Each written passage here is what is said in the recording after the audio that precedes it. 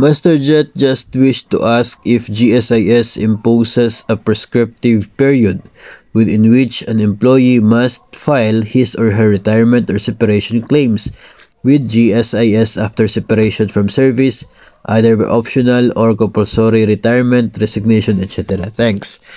Sa nababasa ko po mula sa GSIS na website ay meron po talagang prescriptive period yung pag-process para po sa ating mga claims sa GSIS. At ang period na yon ay hindi naman po sobrang dali.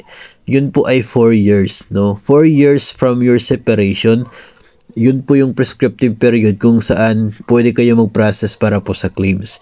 Ngayon, kung lagpas na po ng 4 na taon mula po nung kayo ay separated, then hindi na po pwedeng i-process yung claims ninyo.